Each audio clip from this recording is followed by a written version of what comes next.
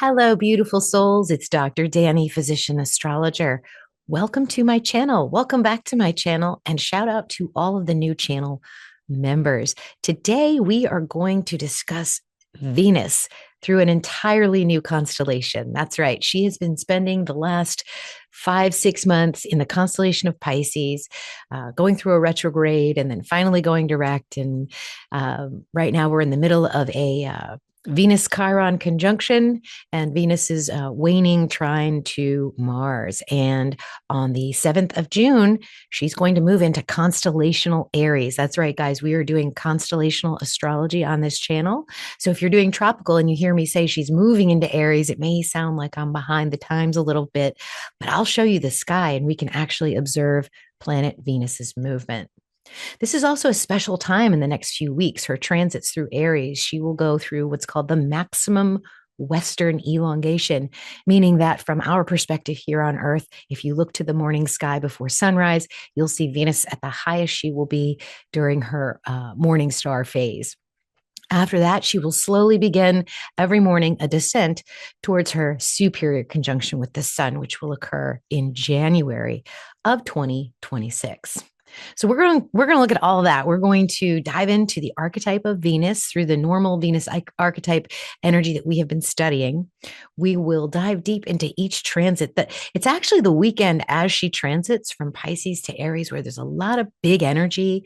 There's a sextile to Jupiter, a conjunction to Chiron, an opposition to Black Moon Lilith, a sextile to asteroid Lilith, and then a square to Pluto, all during that weekend of the transition from Pisces to Aries. So it should be very, very interesting.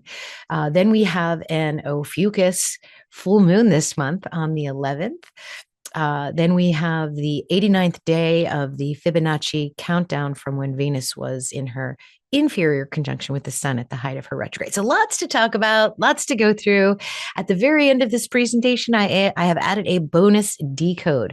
I have put timestamps below. So if you're only here for the decode, go there, but I recommend you do the astrology first. If you're only here for the astrology, then you don't need to listen to the decode. But I would take it all in because I think it's all super interesting and it's part of the work that I do. So I am recording this on May 24th, which is Saturday. Later today, I'm going to go to our local yoga studio and do a presentation on the 13th sign, an introduction to constellational astrology. And a few of you guys are invited and will be on that Zoom call with me. So I'm excited for that to be recorded and to come out. And if the recording is good, then we will actually post it on YouTube in a little bit. So that's coming up. And then tomorrow we are heading on our road trip to the desert to do some stargazing and hiking and just spend some quality time together. So that's my week. I hope you guys have a great week. Get the book, 13th Sign, Ophiuchus and the Astrology They Don't Want You to See. I just sat in a book club with my very own book yesterday. It was so cool to just have people that were, loving this book, and I feel like it was at least for them serving the purpose that I had intended, which is to just sort of open your mind up to a new way of thinking about astrology and about the cosmos. So get this book, get two so you can give one away. All right. And then, of course, Stellar Foundations, we are heading into week 3, which is Mercury. I'll send you guys a special exclusive video just for you about Mercury cycles. And then after that, we go into Virgo week. So I'm with you. Even though I'm on vacation, I'll be with you guys. All right. So I think those are all my announcements. Let's go ahead and get into this video then. All right, here we are. We're just going to take a walk outside, and the dates that I promised you on the thumbnail were from May 27th to June 27th. So we are going to watch Venus from her location the day after the new moon in Taurus, and we will watch her movements over the next several days. And you really want to pay attention to this area right here because that's the transition from Pisces energy to Aries energy. We're going to dive deeper into how this transition feels through all of the different dimensions of Venus so that we further understand that. So why do we study Venus? Well, I just love the whole concept and the energy and the archetype of Venus, that creative muse here in Pisces, sort of delivering the inspiration and the desire to create, but through the energy of Pisces. So let's watch her move. She's already passed her shadow point from retrograde, and now we're just exiting the scene. So the 28th, 29th, you can see Mercury moving here. And then on the 7th or 8th, right around there, Venus will move into the stars of Aries. You can see this. I'm not making this up. I'm not behind the times. We are just using constellational astrology. Okay, so let's keep going. We're going all the way to the 27th. It's a short transit, it's only 20 days. And then there you have it on the 27th. Venus will be moving into the constellation of Taurus. So this is what we are watching. And Venus will make several aspects here that pick up towards the end of her transit in Pisces. So this here, we start with all kinds of energy. We get a full moon, and then at the end, there's only one big aspect here to the lunar nodes, and then she will get into the orb of Uranus, and that conjunction will take place too. So that should be very interesting once we get through the Taurus transit. This is also the sign that Venus rules typically. So going from this initiatory, fiery energy into her home space with Uranus in the Pleiades should be pretty interesting. All right, so that's what we are going to be looking at. All right, let's dive into this. So I called this talk The Sacred Spark, Venus Reclaiming Her Fire. For those of you that are new to my channel, you may want to go back and just review some of the Venus videos, because most of my work is developing on themes that I've worked on before. The Venus energy through Pisces came to me through visions in the form of a white serpent, white dragon, white snakes, this energy of this divine godlike power, but not in the base or scary way that you would think of dragons. More like luck, creativity, power, those sorts of things. And so there's a lot of really good information on that. And when I thought about Venus emerging from the deep watery seas of Pisces and into the fire and the flame of Aries, the dragon went from white to reddish orange. It became more of a playful creature, more of a fiery creature, rather than something that was really deep and mysterious. And so this energy is ready to create. It's ready to work. So if you were born with Venus in Aries, okay, let me give you so we'll talk about three big topics during this discussion. We'll go into Venus and Aries, more of a collective sense rather than a personal sense. And then we will dive into the transits and aspects that Venus is making during her time in Aries and the time before, because I want you to see this wave build. And then we'll decode some of the important dates on the timeline for Venus and for Mercury. All right, so Venus in Aries, sort of hallmark signs of somebody with a Venus energy in Aries. Now, this is using the real sky placements, okay? So if you've got a Taurus, Aries, and tropical, then chances are you probably have a Venus in Aries in the actual sky. So if someone has Venus in Aries, their love language, their values, their aesthetic signature is to show up with a distinctive spark. So Venus is very fast moving here, very bold, and fiercely individualistic. This is also a morning star Venus, the phase that we are in right now. And so the difference between morning star and evening star is morning star is more apt to take action. It's hard to take action when you're in Pisces. And so that baby morning star was looking for guidance everywhere, and it could only be found within as she wandered through the rest of Pisces. But now that she's in Aries, the ideas are clicking together. They're coming to fruition. There's an inspiration to move forward and an actual action that can take place. But typically, personality wise, if you've got Venus in Aries, you are going to be someone that falls fast for somebody. Like when you fall in love, if you'll initiate friendships, you'll initiate relationships. You'll be the first one to flirt.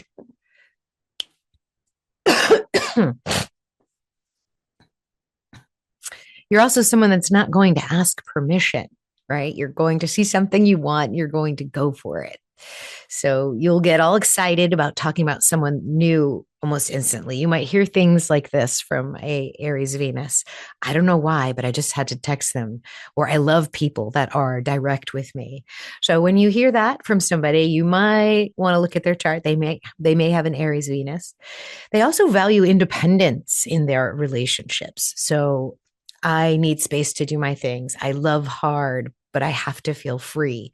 So they're going to go after what they want. They're going to take it, and then they're going to be like, I have something to do right now. I need to go do my thing. Right. So they may not be very good in a codependent dynamic. So if you're going to get into a relationship with a Aries Venus, be ready to have some space for yourself as well. Their aesthetic, the way they look, the way they decorate their home, the kind of car they have, the items that they'll purchase will always have like an edge or a punch to it.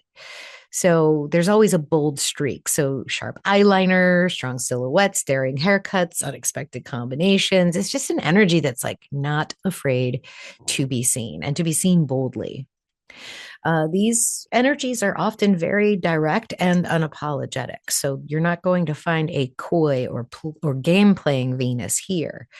When this Venus speaks, it's going to tell you the truth. So if an Aries Venus is into you, you are going to know it.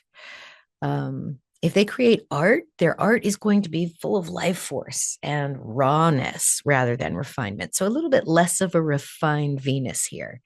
You will feel them in their passion. So when they create something, the heat that you see in their creative work, you'll know it's from them. And they do need chemistry in order to feel alive. They want to make other people feel alive as well.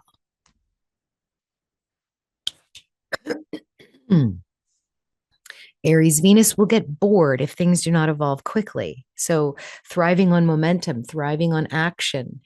They crave partners and passions that keep them engaged. So, Aries Venuses tend to need a lot of encouragement if they're feeling kind of stuck or uncreative.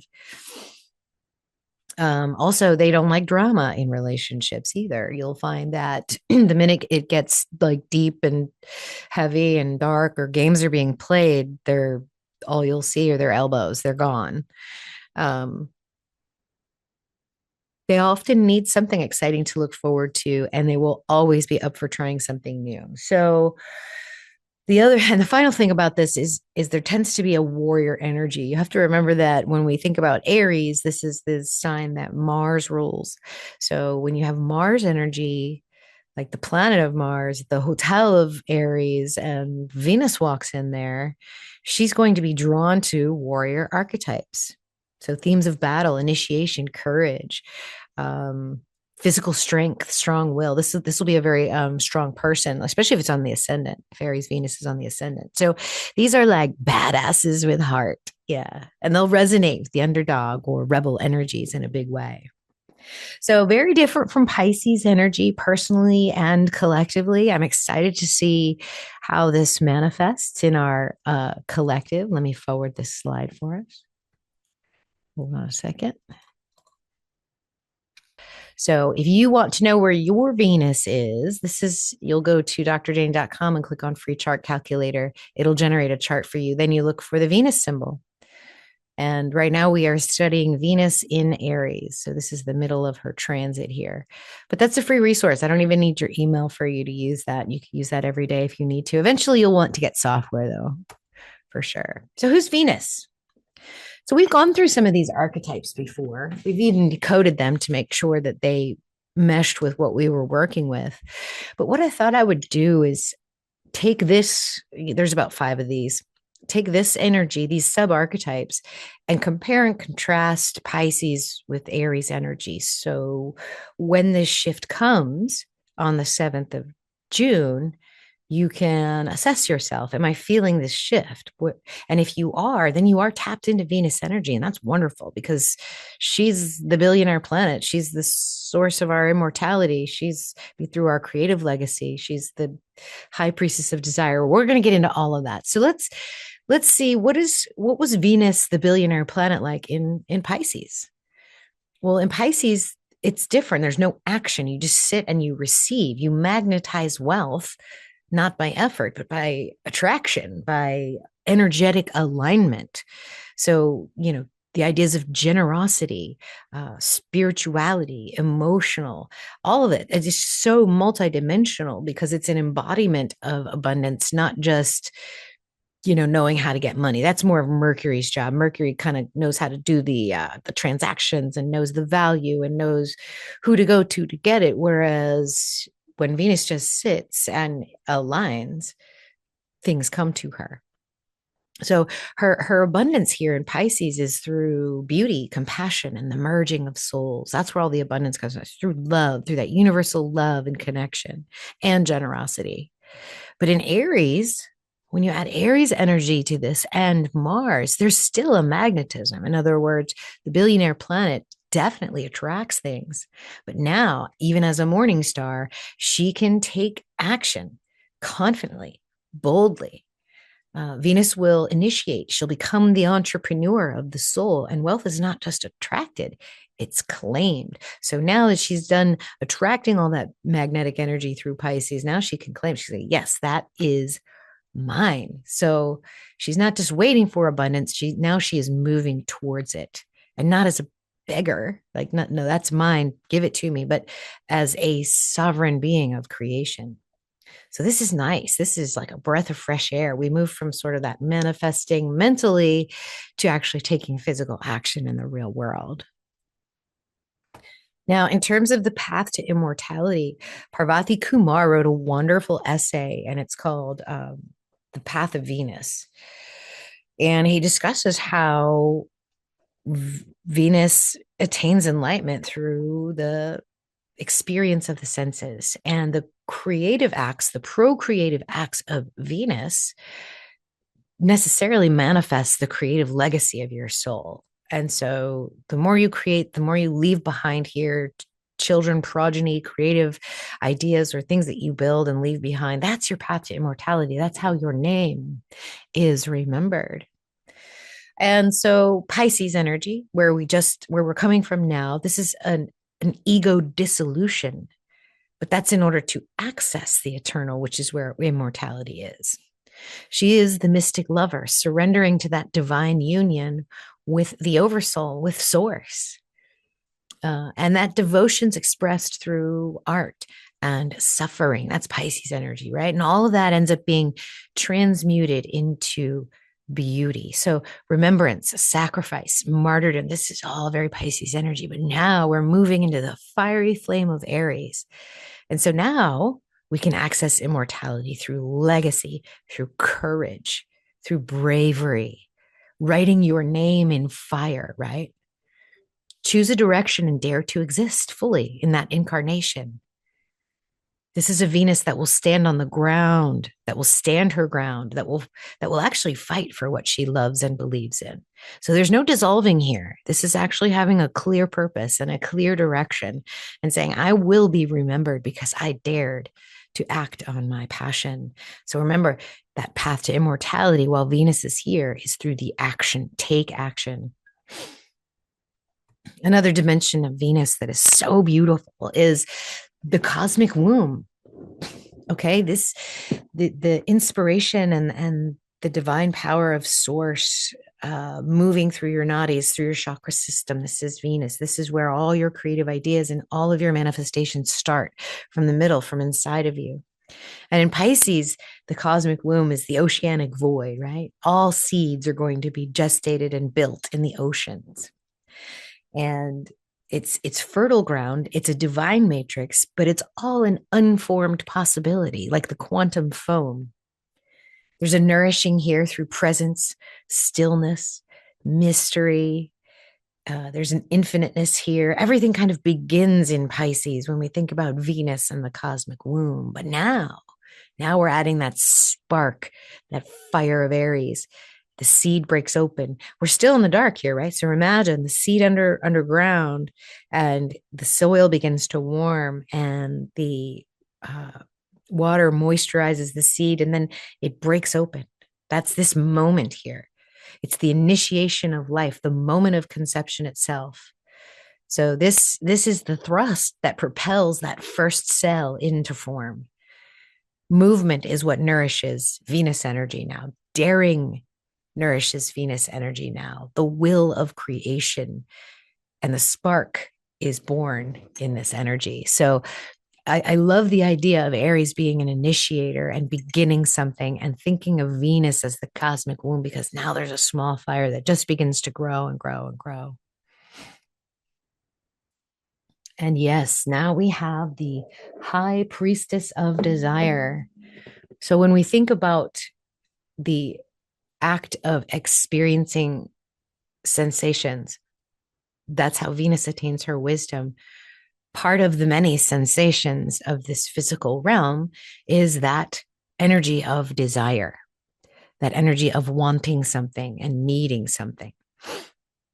All right. So when you have that combined with the will of action, which is Aries and Mars energy, there's some really powerful fireworks that can happen here in this space. But let's compare and contrast what's happening energetically.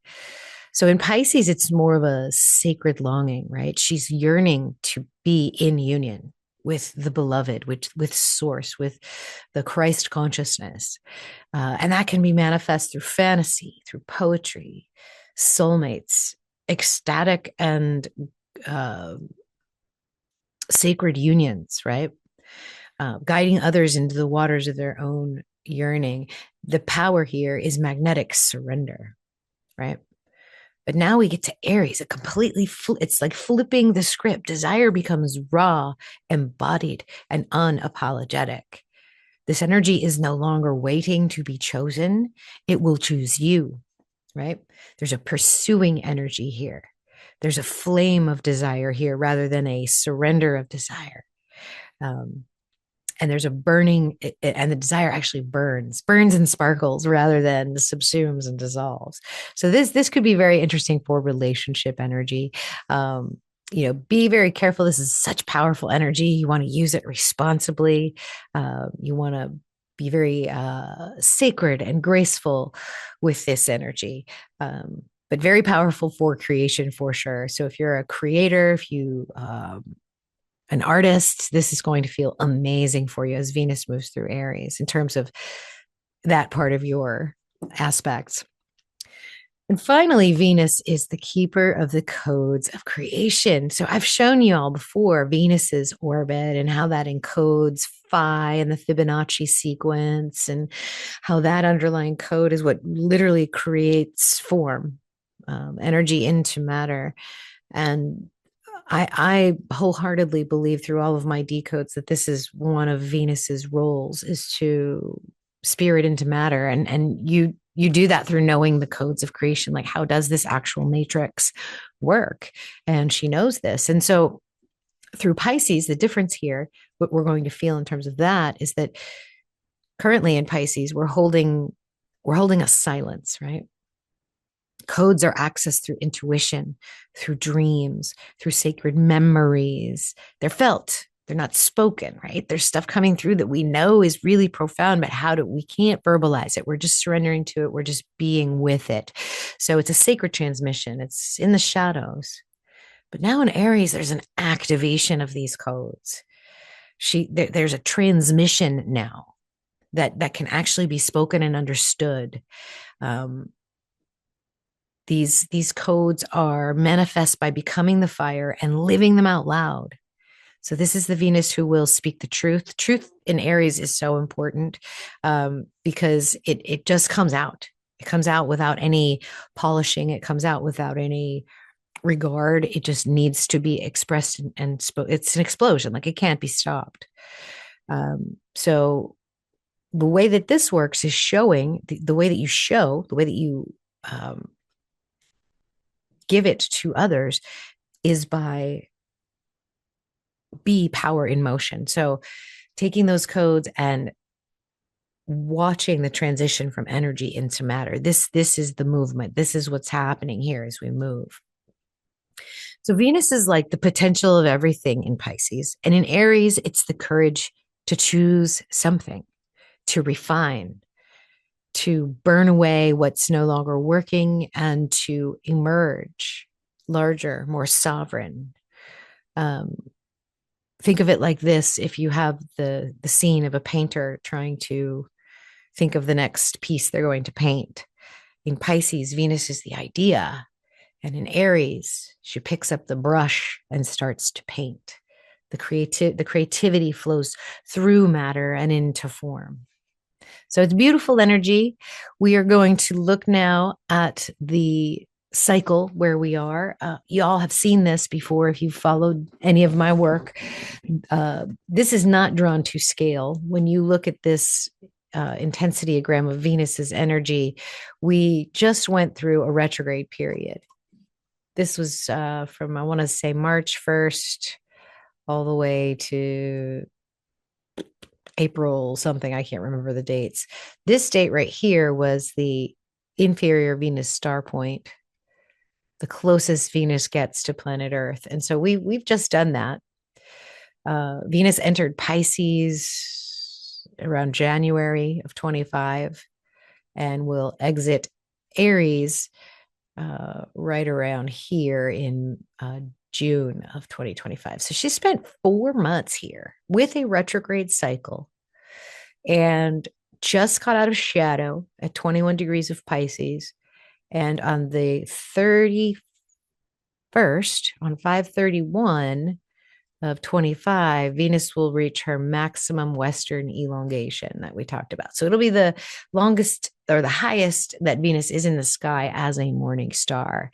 And then we complete the rest of this cycle. So this is sort of popped out and we go through it day by day, whereas this period of time is actually much longer.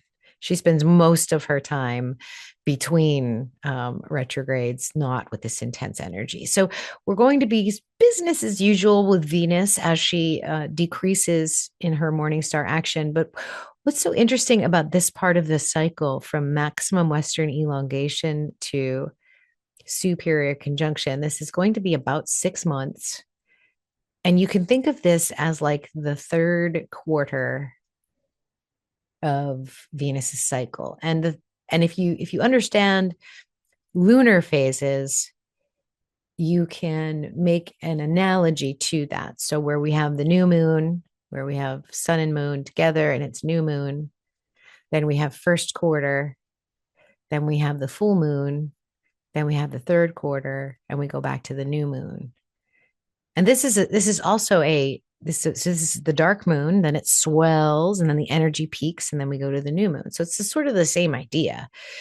This superior conjunction to this maximum Eastern elongation can be thought of as Venus's first quarter, where the superior conjunction is similar to new moon in its energy, where you can't see Venus. Venus is occulted by the sun. So the Venus energy only comes through the sun's light during this time frame.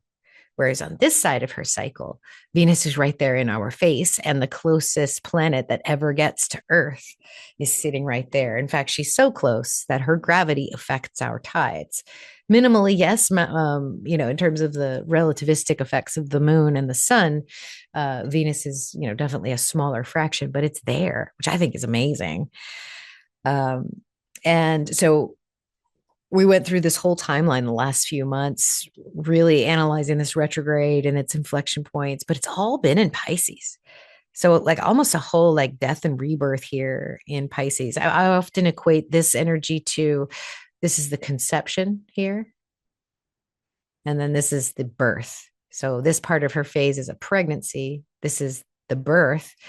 This is probably like maybe the third or postpartum period here. And now we are in the phase where we have something we've created and we begin to plant seeds for the next cycle.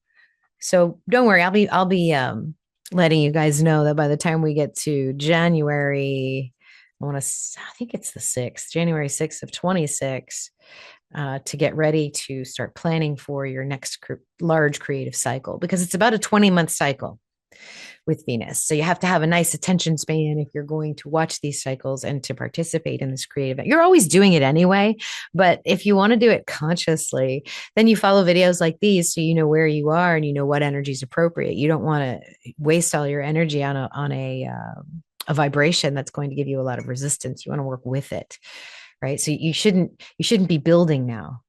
That's not what you should be doing with your creative cycles. You should be sort of collecting all the good things you've done and then disseminating it into the world and letting it go and getting ready for the next creative cycle. And that's precisely what you're doing anyway, unconsciously. But if you do it consciously, it's super, super powerful. So let me clear off all of these and we'll get into the next slide. Okay. And you guys have seen this timeline before. I encourage you to go to the 2025 timeline Decoded. I published that on April 20th. I break this down and where I got all these dates from so that it is helpful for you to understand. Where the sun is marks the date of Venus's transit into Aries. Here's where Venus is. So these color coded boxes are constellations. This thinner line underneath are your tropical signs. Okay. So if you look here at the red, this is Aries, orange is Taurus, yellow is Gemini, light green is Cancer, dark green is Leo, olive green is Virgo. Okay. And then here's your tropical signs underneath. All right. And then here we have new moons and full moons. And then we have Mercury's cycle laid out here. We have another retrograde coming up at the end of summer. And then, of course, you can see the Fibonacci days that are counting down from Venus's last star point. So I do go into all of that. I'll link that video below if you guys want to check it out. It was published on 4/20 of 25, and it's called Timeline Decoded. And I go over all the major aspects for the year. So we are going to basically narrow in right after this last new moon, and we will go all the way to about June 27th or so. So we're going to cover basically this time frame here on our calendar. All right, let's clear that, and we will go into the next slide. So transits and aspects. So this might be a little bit more familiar to you. This is last month. This is I wanted to start with that because I'm recording this video here. You guys will probably get this video on Tuesday or Wednesday, probably Tuesday. I'll make sure y'all get this on Tuesday, but it'll be right after that Taurus new moon. If you want to get a detailed reading of that, I have 2 videos on that. One of them is the astrology, and then the other one is a nice decode into some of the energy around the new moon. So, like I said, we'll be covering this time frame here, the maximum western elongation. I'll describe all of these transits to you, and then once we get through this next weekend, that's when things start to change. Right. We are going to pick up some very interesting aspects with what can only be described as the holy trinity of dark feminine change. And as those energies pick up, that's when the transition into Aries happens for Venus. So she's going to hit her 3rd quarter square, pick up some challenging energies here this week, and then finally enter into the constellation of Aries. So let's start talking about these transits. I wanted to bring to your attention the Venus conjunct Chiron. This actually started over the weekend last week. The reason that my time map transit grids have a very long energy of influence is because Venus influences begin a lot sooner than 1 or 3 degrees with an orb. So within 7 or 8 degrees of approaching Chiron, that's when I note that that energy is approaching.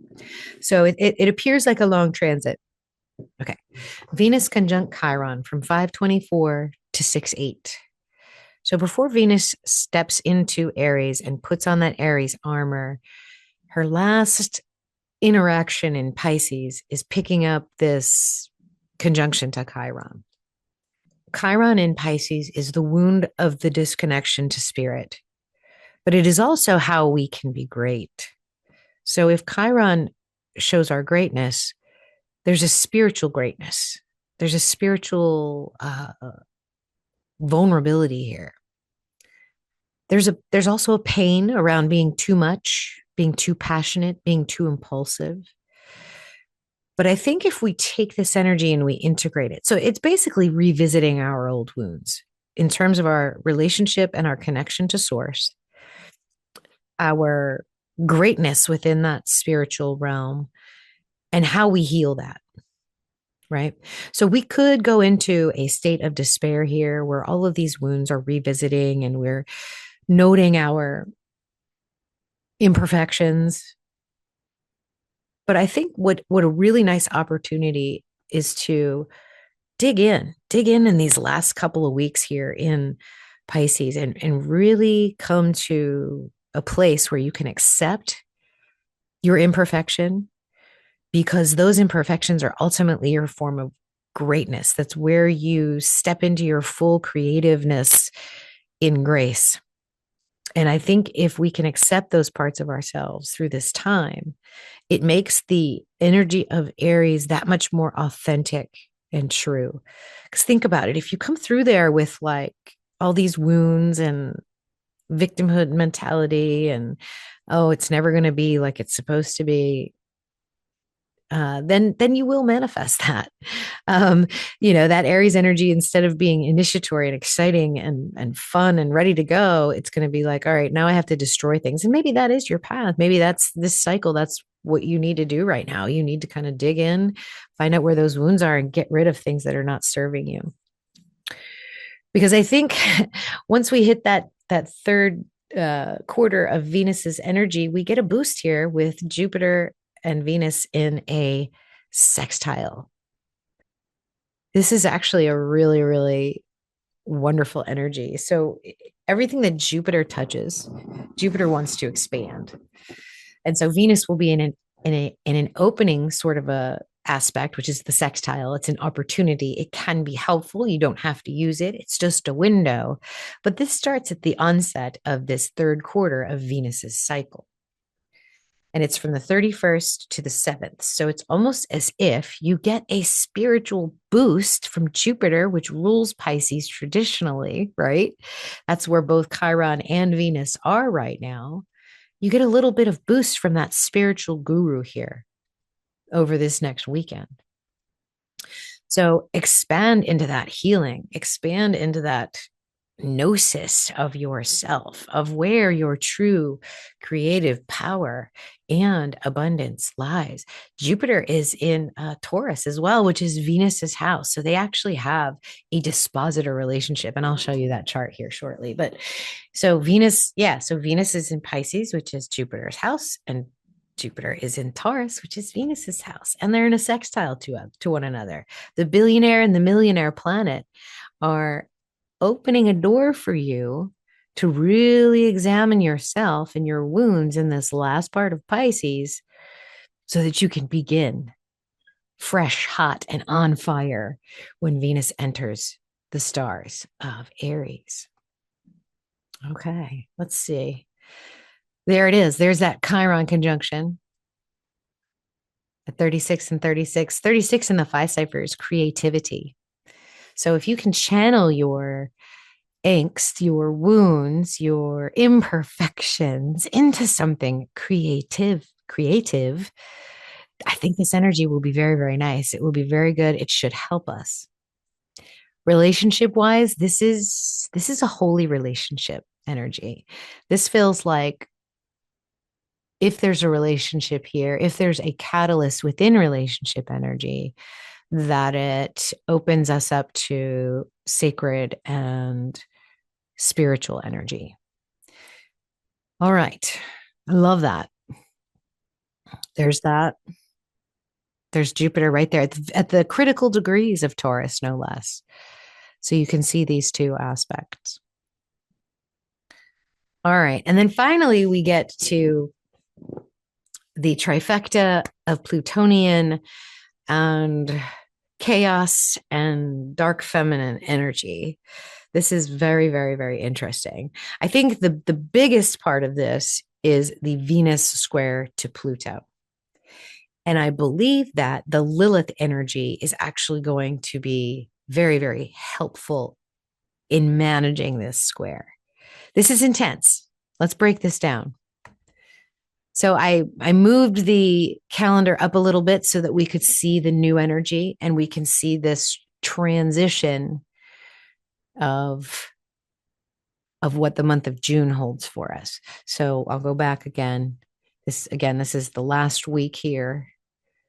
We have the Venus's third quarter, her maximum Western elongation, a conjunction to Chiron, and then a boost with a sextile to Jupiter that will also help us. So there they are right there. So the same energies, I just cleaned up the calendar and moved it forward a little bit so that we could see the rest of it. All right, let's talk about this trifecta here of these three energies with Pluto and the Liliths, and then we'll also look at Jupiter sextile Venus and then Chiron. Let's look at that chart because I think that'll make a lot of sense. But all of you can see it if you lay it out like this, like a timeline, you see how intense all this energy can become. So let me give you the dates just for the record. The square for Venus and Pluto will be from June 3rd to June 13th. Venus's opposition to Lilith are the same exact dates. So Venus opposing Lilith is from June 3rd to June 13th. Then we have Venus sextiling asteroid Lilith from the 3rd until the 9th. So you pick up all of these right around the 3rd. Venus is also going to lose her trine to Mars this next week. So within a week, that cooperative energy between the masculine and the feminine is going to end. It's almost as if Mars and Jupiter and Chiron are supporting a vulnerability and an opening here in Pisces. And as Venus moves into Aries, everything shifts. Everything shifts. So let's look at that chart. All righty. So here's Venus about to enter Aries, about to make that shift. And this chart is amazing. I don't know if you guys can see this, but there's this Jupiter Mercury sextile. There's this square to Pluto, square to Black Moon Lilith. So you see how we sort of have to talk about all this energy at once because they all affect one another. When you look at just the square of Venus and Pluto, you can go, oh my God, this is terrifying, especially when you see a Black Moon Lilith and a Black Moon Lilith conjunct Moon and Pluto in a T square. This is emotional energy. This could be fire too, because Pluto is fire. Venus is entering fire and they're at a square to one another. So what does a square mean? It's almost as if this last quarter or final phase of Venus's cycle is beginning with a bit of a bang here, with a bit of a, oh my God, like a gut punch almost. It feels like a gut punch. All of this would depend on where that Pisces Aries border is in your chart. So for example, for this person, it's in their 11th house, but depending on, where this is like, so you could have the Pisces Aries border in your 7th house. You could have it in your 4th house, but that's where this energy is going to sit. And that's how this square will play out. So for example, let's put Venus in the 1st house. This would be a 1st, 4th house and 7th house axis. That's a lot of, or 1st, 10th and 7th. So it's your relationships and your public image. If this were flipped and Venus and Chiron and Aries and Pisces were over here in your 7th house, it would be a 7th house, 4th house, 1st house axis, sort of asking you, like, it'd be personal relationships centered around your home. So if you need a Venus reading, if you need a chart reading, let me know. I'm happy to do that for you. If you want to just get your free chart and see where your Aries and Pisces, what house that is in for you, then you can overlay this aspect on top of it. But a T-square is a major lesson. It's a big lesson, and it has to do with your deep creative spark, your intuitive knowing, and your remembering that is in opposition with your healing. So there's a balance here. What are you feeling into? What is your intuition telling you? It's bringing you some deep remembrance and soul codes. That's what it's doing in Virgo. Virgo is the birthing mother sky goddess. This is you remembering how to create and how to destroy, and like being okay with not being perfect at it either. Chiron's going to show you where you're imperfect, but also where you're great. And then Pluto here in Capricorn is going to demand that you make a structural change in your life. This might even be the fire that initiates you before you move into Aries to begin thinking of your new creative cycle, what you're going to start in January of next year. You have to think long term with these cycles, okay? So that's intense. I mean, there's no bones about it. That's not an easy energy. Whatever that initiation for you, it's going to manifest the week before she transits into Aries. So get ready, get ready. Some kind of gut punch, some kind of initiation from the very powerful and transitionary planet of Pluto, and then the deep creative suppressed energy that you have within your soul through the Black Moon, Lilith, and Moon. This is, yeah. So basically from the 3rd to the 13th, this is in effect. The moon will move away from this T square, but the moon will be there on the 7th. So that moment Venus transits into Aries, this I think this T square will be activated. Okay, so let's see what's next. So after that big transition, we've also got Jupiter going into Gemini. So this is a big deal. This will be for about a year. Jupiter expands everything, and Jupiter is creative energy. Jupiter is the guru, the spiritual energy. It's improvement. It's making yourself a better human. It's being generous.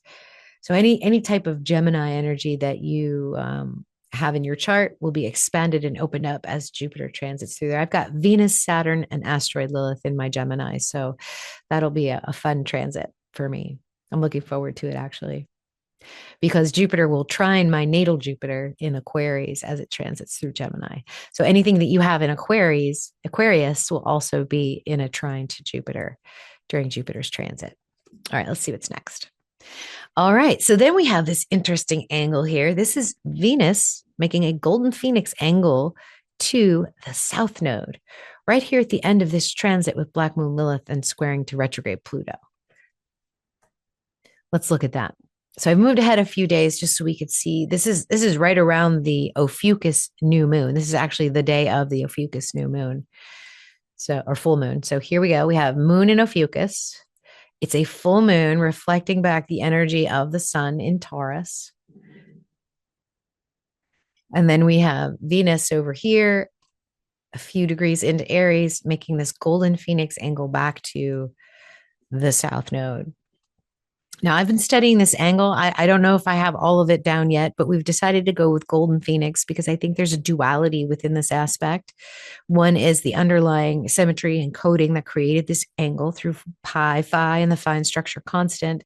And, you know, the all of those, and that kind of that Venus energy being the womb of creation and the keeper of the cosmic codes. This is an energy where we can remember that and be able to take action on it. But it's also a pattern break energy where you get to consciously acknowledge this angle and say, I'm going to make this change right here. I'm going to go through that remembrance.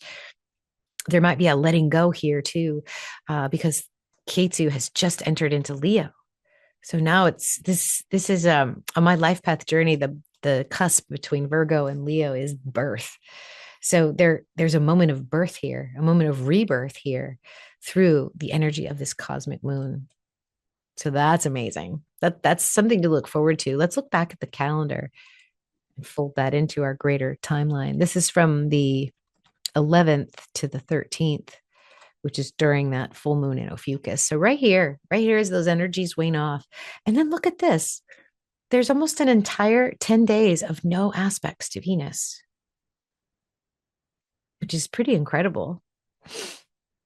This means that if you look into, so what you may have to do is see what Venus is aspecting in your natal chart, because she's still busy doing things to your own natal resonance.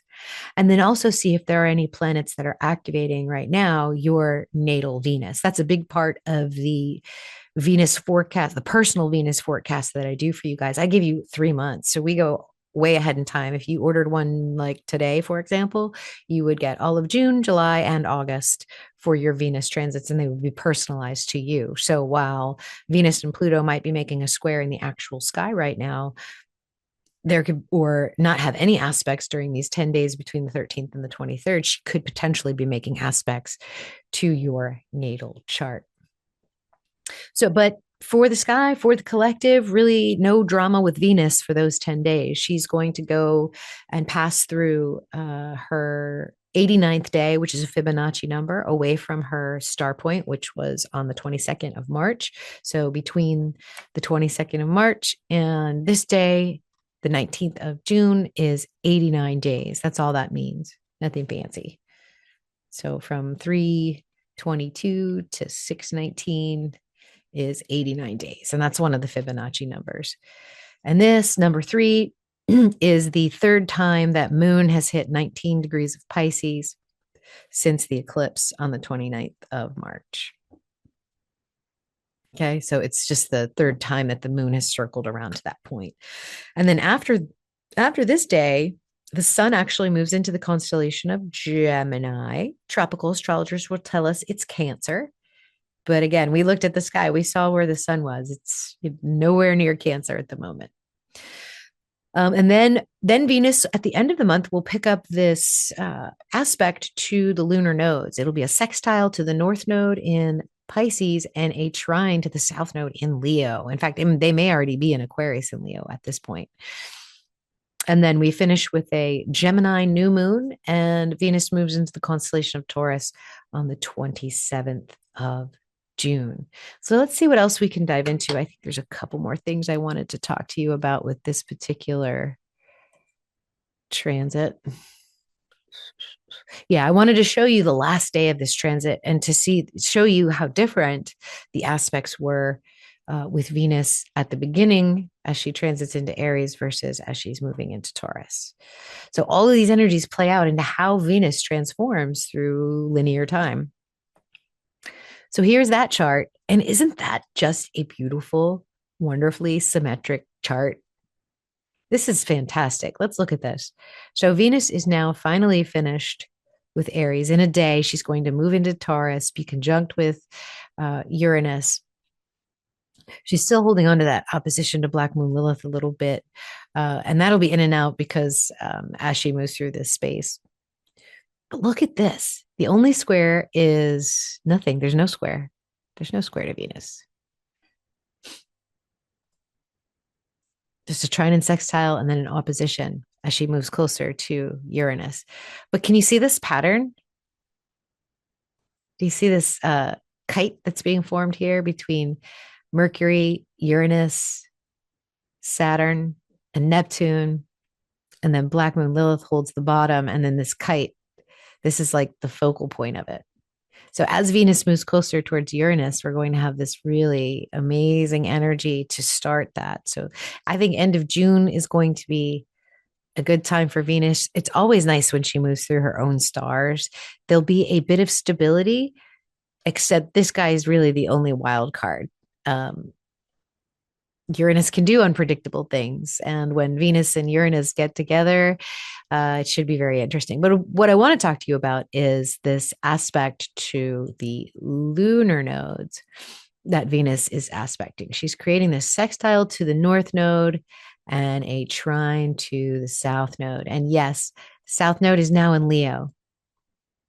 This is remembering, oh my gosh, this is remembering our divinity here, our pureness, our innocence, our childlike qualities. And Mars is here too, which is great. And the North Node is still in Pisces, but it's about to move into Aquarius, which is more about what's good for the collective. Instead of sort of pining in the psychological waters of Pisces like we have been for the past 3 years, we're not going to get a different sort of energy. It's not going to be emotional or mystical or solitary. Things are going to start congealing and coming together as North Node moves into Aquarius. And so Venus, finishing Aries, all that initiatory energy is now going to find unique ways to ground that and to ground it towards our evolutionary purpose, with Uranus there as her partner while she's making that aspect. You'll have Sun and Jupiter in a conjunction as well. This is always very nice. And all this is over my Venus, Saturn, and Black Moon Lilith. Amazing. All right, y'all. I think that's the astrology. Let me see if there's any other charts I wanted to show you. Clear all that out. What's next? Oh, okay. Yeah, I wanted to remind you where you can get a Venus forecast. This is almost a 2-hour reading that is recorded for you. And we go through your entire natal chart from Sun to Pluto, including Chiron, your lunar nodes, your Black Moon Lilith. I read your whole chart. And then we study your Venus and we look at your chart from Venus's perspective. And it's really, really helpful. If you this doing that is one of the most helpful ways to tap into a planet's energy and how it affects you and your chart and how it transits for you. So we do that. I gave you about like a 10-minute reading on how Venus sees your chart. Then we look at your progressed energy, your solar arc energy. Then we look at 3 months of very detailed, very timely, very accurate energy reading. Every aspect that Venus makes to your natal planets is analyzed and discussed in the greater theme of your energies. And then anything that is transiting in the sky that is making contact to your natal Venus is also analyzed. So you can have longer transits of Pluto or Neptune or Uranus to your natal Venus, and you may not really understand what you're going through right now. And so this is read for you. These take me a while to do. It also comes with a follow-up call afterwards. So if once I've blown your mind, you want to talk to me about what we've discovered in your reading, that is also available. So all in all, this is a really great reading. This is a great deal too. I mean, for the amount of time it takes me to get these together for you. Then you get almost a 1.5 to 2 hour recording that is like a podcast, like I'm doing right now, but just for you and your chart and your transits. And then you get to meet with me personally afterwards. So if you're interested at all in opening up your Venus astrology and seeing what that means for you and how that moves you through life, consider getting one of these, or just email me if you have questions about it. Some of you are entitled to discounts, so just hit me up if you need that. All right, so check that out. That's on my website. That's under services. And then also, if you don't want to do that, maybe you want to learn more about Venus, maybe you want to study it on your own. I have 2 classes. This is over 6 or 7 hours of lecture and modules and resource materials for you to study and understand Venus. These were 2 live classes that I did, and it'll just take you to the next level in studying Venus. All right. For those of you interested in decoding and my number files, stick around because we have a few more slides to go through so that I can share with you this amazing timeline decode. It just is stunning to me how 13, 33, pi, and phi, and the fine structure constant just fall out of this code of these numbers. Even when I come at it from a completely different angle, it's just amazing. So here we go. Let's get into the timeline. So here we are. I've narrowed it down so you didn't have to look at all of that stuff. But let's really drill down into what the 2 dates we want to, or 3 dates we want to focus on, and the energy we want to focus on. All right. Get my pen. Here we go. So the first day we're looking at is 5:30. Then we're going to look at 5:31. Then we're going to look at 6:19. And the reason these dates are important is the first one is the superior conjunction to the sun of Mercury. This is the beginning of a Mercury cycle. And what I'm trying to weave for you together by showing you this timeline is how you can use these personal planets, all of their cycles, to manifest the highest timeline for yourself. The more you work with it, the easier it becomes. So we're going to touch on these 3 dates. The first date is 5:30. And there's several ways you can analyze a date. You can do it like this, or you can put the numbers individually. I've seen it done both ways. So I put 5:30 of 2025 in there, and I get the number 80. And remember, this is Mercury's superior conjunction with the sun. So what do I mean when I say superior conjunction with the sun? Well, hopefully if you're watching my decodes, you also do astrology a little bit. Sun is right here. Earth is right here. Mercury is way over here on the other side of the sun and direct. Mercury moves like this. Mercury appears retrograde when he's over here. So if we have Mercury over here, that's a retrograde Mercury. But on 5:30, Mercury will be back here. So this is the beginning of a Mercury cycle.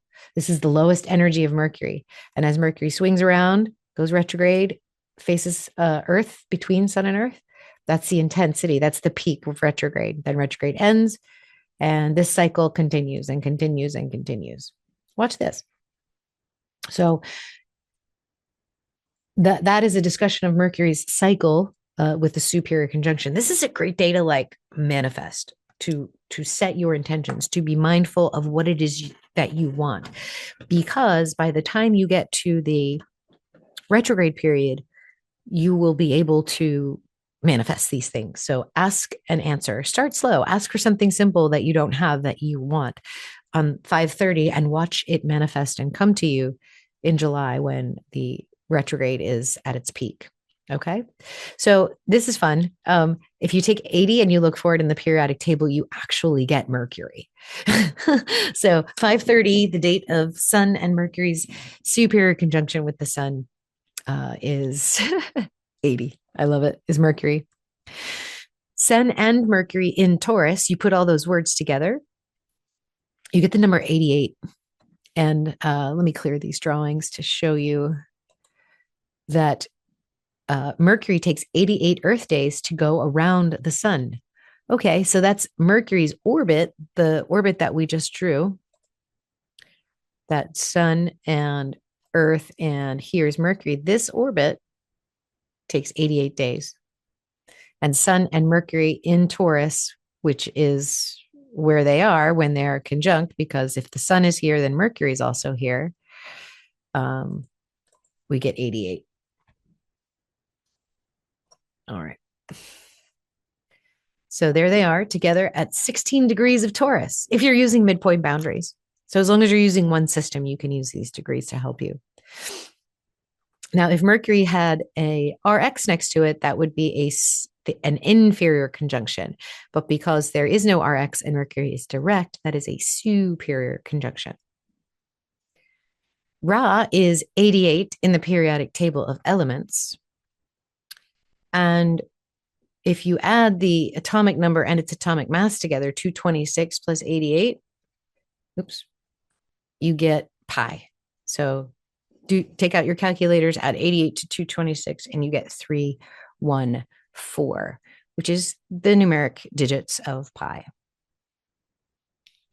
Now, the cycle that we look at when we watch Mercury is not its orbital period necessarily, because we're looking at it from a perspective of Earth. So as you are standing on Earth, I'm going to draw that cycle one more time because it's important that you understand this, that when we go from superior conjunction, this is Sun. That's Sun. And here's Earth. When we go from this cycle to the next cycle, where Mercury returns back to this space, that is about 116 days. Okay, so that's interesting. Now, if we take that number and we multiply it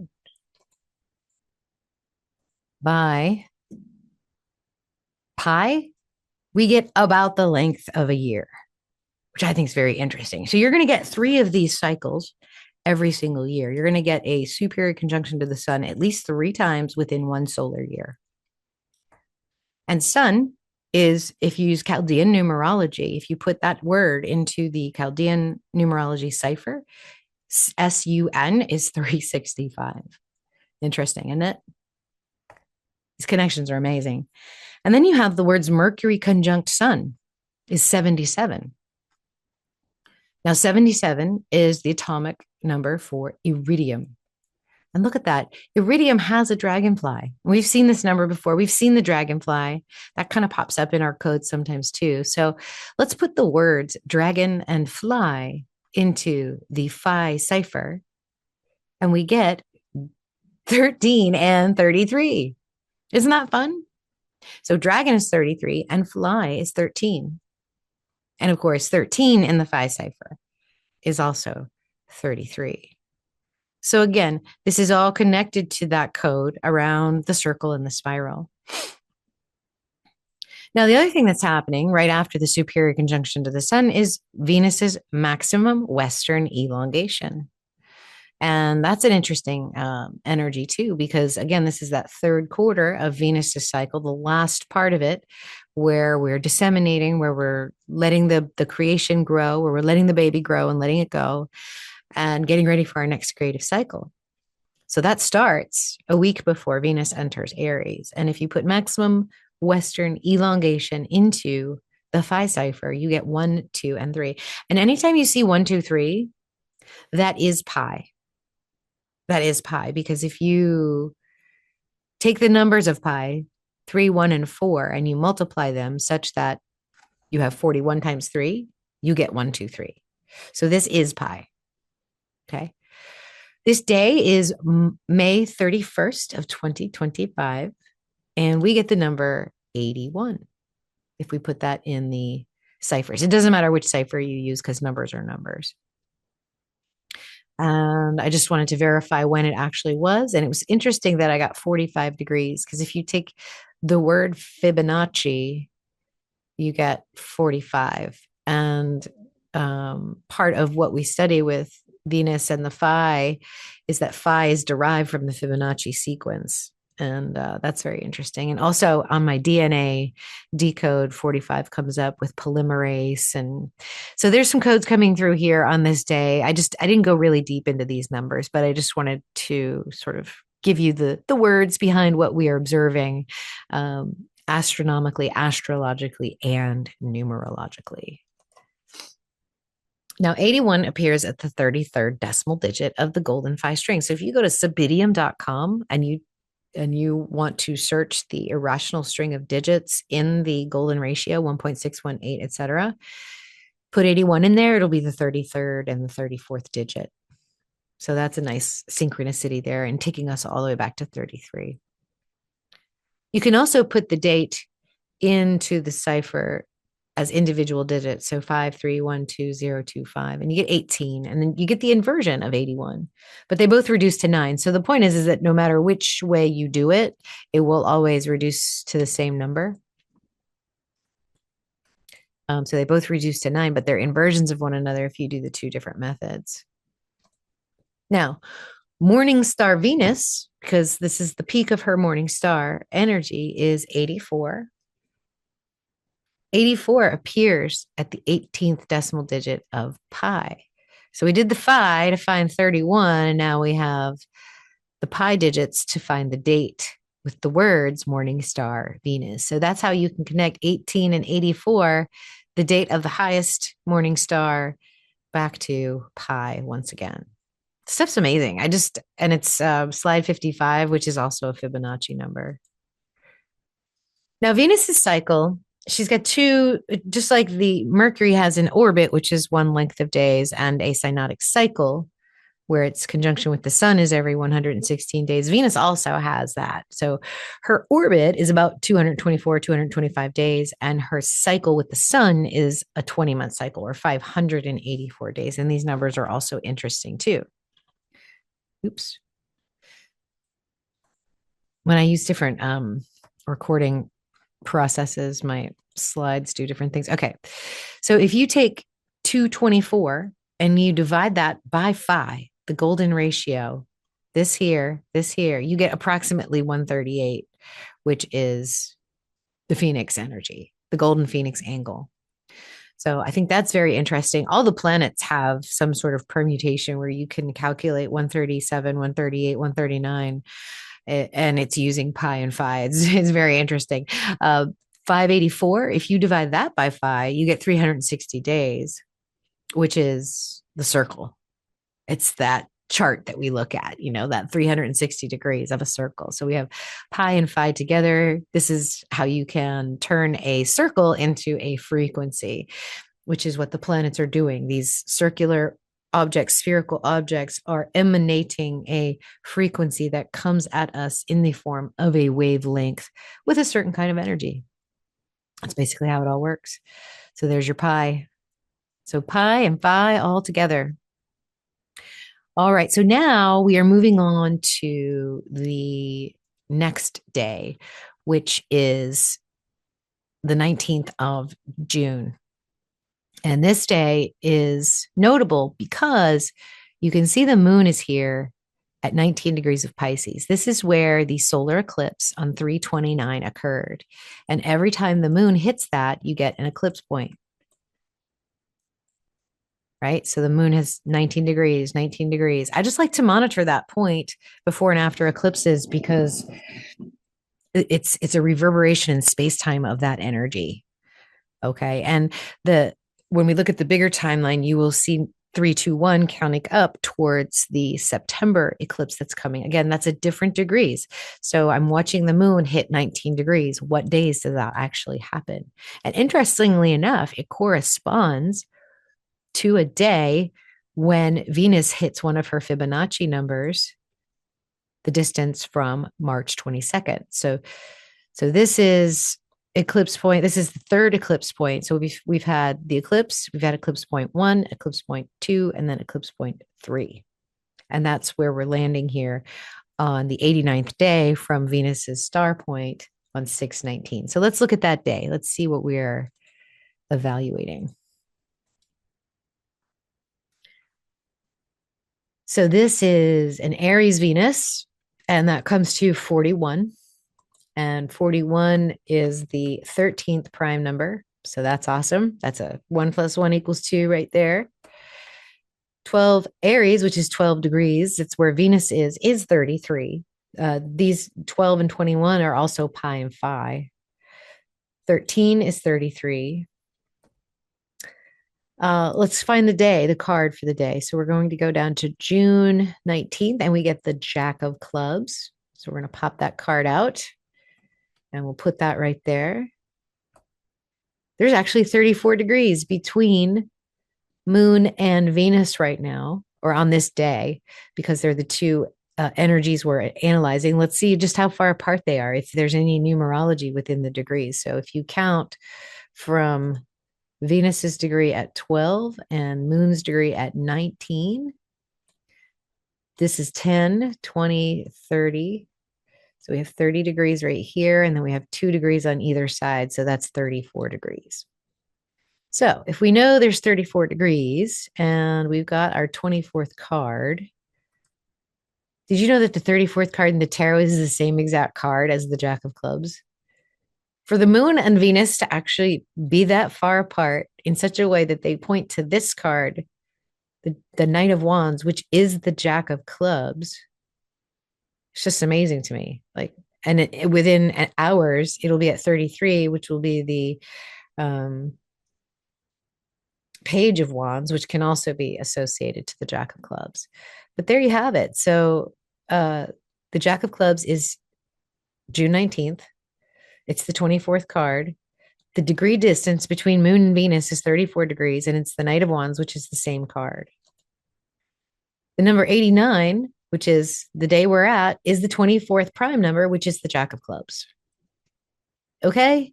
Do you see this? There's no way that Venus and Moon, coordinated this day on purpose. It's just how the mathematics works. It's how the numerology works.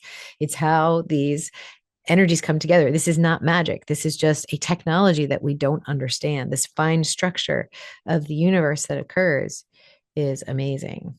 All right. So 89 is the 24th prime, which is the 24th card, which is the Jack of Clubs, which is 6/19. And then the degrees between them is the 34th card, which is the Knight of Wands, which is the same card. All right. Let's put that down. Let's look at the date. So June 19th of 2025 is 70. Can reduce that to a 7. 619, 6192025 is 25, which also reduces to 7. So here we have the date in 2 different manners of analyses. Eclipse is 25, and that's what we're watching with the moon's position. And then there's approximately 27.3 days between this point and this point, which is very, very interesting. This is what we call the synodic cycle. So we can watch the moon go from this point in space to this point in space, and it takes 27.3 days. Whereas the distance between new moons, because we're marking the distance that the moon moves with the sun, is 29 days. So that's the difference. So the phase cycle is a little bit longer than the actual orbit. The orbit of the moon is 27.3 days. Now, the dragonfly card is the 27th card in the medicine deck. And I think it's super interesting that this is the second dragonfly that's come up for us, especially in the presence of two sevens. When we look at this date, we have a 7 for the combined numbers or the compound numbers, and then we have a reducing to a 7 for the single numbers. Mercury conjunct Sun, that came up with Iridium. So we have two dragonflies here. I just think that's super interesting, kind of a coinky dink. And look, there's the 80th slide, which is Mercury. So Mercury kind of showed up on the 80th slide, which is the element number for Mercury. That's just funny. And then, of course, Dragonfly is 33 and 13. All right, so that's it. Thank you so much for hanging out with me until the end. I hope you guys enjoyed the video. Please let me know in the comments if you have any thoughts or feelings about any of this, your experiences with Venus in Aries, your experience with Venus and Mars, Venus in the first house, having a Venus chart ruler. Like the video if you enjoyed the content, and then consider a Venus reading if you want some help and you really want to dive in personally to your own Venus energy. I wish you well, and I'll see you soon. Take care, guys.